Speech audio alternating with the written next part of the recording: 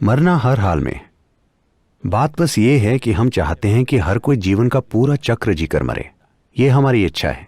जैसे ही जीवन शरीर को छोड़ता है, आप उस जीवन के फैसले का सम्मान कीजिए कि उसने शरीर को छोड़ने का फैसला किया है, हमेशा। So here we are.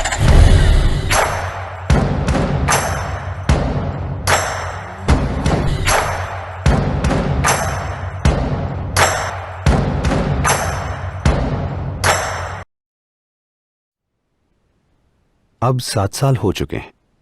अगर 7 दिन होते तो मैं कुछ अच्छी बातें कहता जो आपके लिए मरहम और सांत्वना होती, पर 7 साल हो गए हैं, इसलिए मैं कठोर शब्द कहूंगा, ठीक है?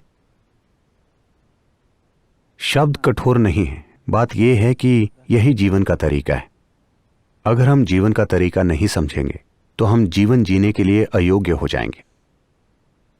अगर हम जीवन के तरीके नहीं समझेंगे We will render ourselves unfit to live life.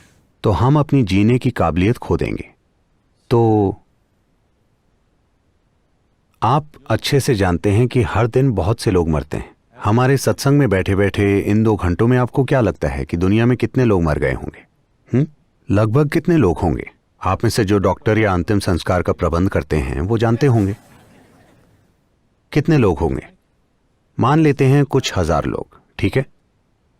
मैं नहीं जानता, ये संख्या इससे बड़ी हो सकती है। 24 घंटों में मुझे लगता है कई मिलियन लोग मरते हैं। हाँ, कई मिलियन मरते हैं। तो 2 घंटों में भी कुछ लाख मरते होंगे। और हर इंसान जो मरता है वो किसी का प्रिय होता है। हाँ, शायद 1, 2, 5 या 10 लोग इस समय किसी की मृत्यु पर रो रहे होंगे, हाँ या ना? तो क्या हम ये कहें कि ठीक है, उन्हें मरना तो है ही, उनको अकेला छोड़ दो? नहीं, ऐसा नहीं। वो कठोरता होगी, मैं उसकी बात नहीं कर रहा। लेकिन फिर भी To understand that this is the way life is structured. ये समझना जरूरी है कि जीवन ऐसे ही बना है, लेकिन आपने अपने विचार और भावनाओं को अलग तरीके से बनाया है, जिनका किसी पड़ाव पर टूटना तय है। या तो ये तब टूटेंगे जब आप मरेंगे या जब कोई और मरेगा। अगर आप दोनों हमेशा जिंदा रहें तो हम ये झेल नहीं पाएंगे।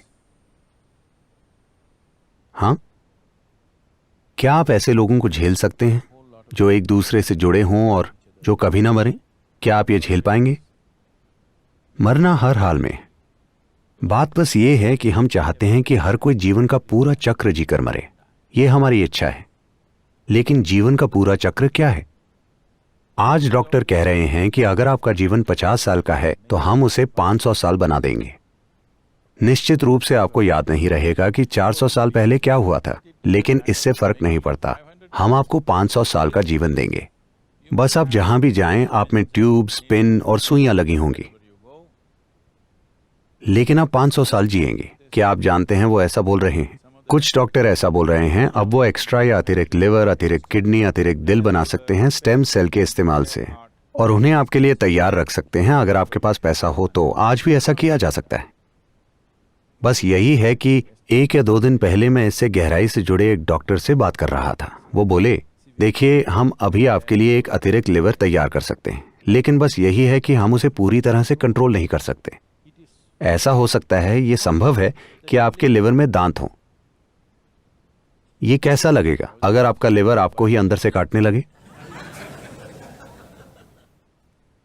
वाकई उन्होंने बिल्कुल यही कहा कि आपके लिवर में वाकई दांत विकसित हो सकते हैं, क्योंकि स्टेम कोशिकाओं में हम ये चीज कंट्रोल नहीं कर सकते।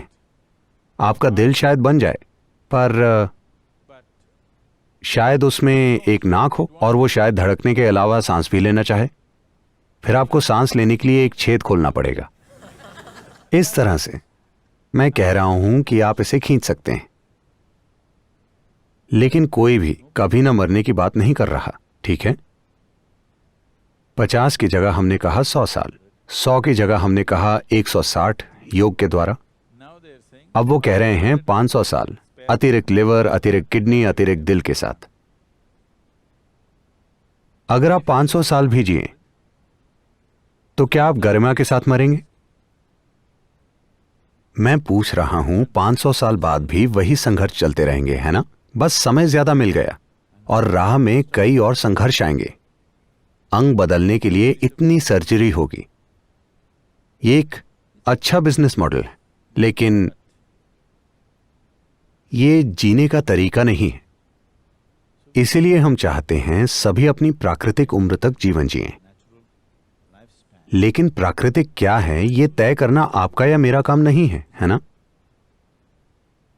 वजह चाहे जो भी हो, जब तक जीवन यहां है तो हम उसे सुरक्षित और पोषित करने की हर संभव कोशिश करते हैं। लेकिन जिस भी वजह से, चाहे बीमारी की वजह से या कार दुर्घटना से या गोली से या फांसी के फंदे से, जिस भी वजह से जीवन शरीर छोड़कर चला गया, इससे फर्क नहीं पड़ता कि वजह क्या थी। जैसे ही जीवन शरीर को छोड़ता है, आप उस जीवन के फैसले का सम्मान कीजिए कि उसने शरीर को छोड़ने का फैसला किया है। हमेशा। अगर आप उसका सम्मान नहीं करते तो आपने उन बुनियादी चीजों को नहीं समझा है जिनसे जीवन चलता है। और वैसे भी ये जीवन के बारे में नहीं है, ये वो चीज खो जाने के बारे में है जो आपकी थी। किसी को अपना घर छोड़ना पड़ा, वो उसके बारे में 7 साल तक रो रहे हैं। किसी ने लाखों डॉलर खो दिए, वो 14 साल तक उसे लेकर रो रहे हैं। हाँ या ना? हाँ या ना? तो सवाल आपके भाई के बारे में नहीं है, सवाल दूसरे जीवन के बारे में नहीं है। आप जीवन के लिए बिल्कुल नहीं रो रहे हैं।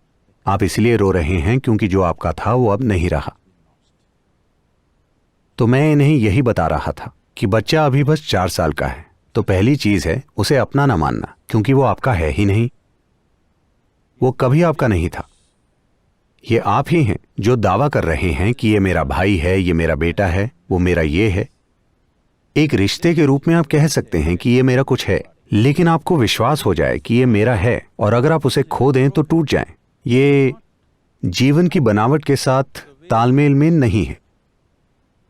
शायद आप इसे स्वीकार न कर पाएं और सोचें कि सद्गुरु इतने कठोर कैसे हो सकते हैं। ये मेरी बात नहीं है, सृष्टि का यही तरीका है। या तो आप इसे देखते हैं और इसके तालमेल में आकर जीवन को सबसे ऊंचे शिखर तक ले जाते हैं, या आप इसे नहीं देखते और हर चीज का रोना रोते हैं। तो ये सबसे जरूरी चीज है जो आप बचपन में करते हैं। भारत में सिर्फ एक ही वजह थी, आज इसके अलग अलग कारण हैं, पर पहले वो सिर्फ एक ही वजह से बेटा चाहते थे कि आपके बुढ़ापे में वो आपको याद दिलाएगा आपकी आध्यात्मिक जिम्मेदारी के बारे में। वो आपको आपकी मुक्ति के बारे में याद दिलाएगा। और अगर आपको जीवन में समझ नहीं आता तो वो आपके मरने के बाद भी उसका इंतजाम करेगा। सिर्फ इसी एक वजह से सभी लोग बच्चे चाहते थे। तो मैं कह रहा हूं कि ये आपकी बुनियादी जिम्मेदारी है कि जिसने आपको पैदा किया और जीवन दिया, उन्हें जीवन की प्रकृति के बारे में याद दिलाएं और बताएं कि सबसे जरूरी चीज क्या है। आप उनके जीवन की सबसे जरूरी चीज नहीं है। उन्हें अपनी परम प्रकृति तक पहुंचना होगा, यही सबसे जरूरी है।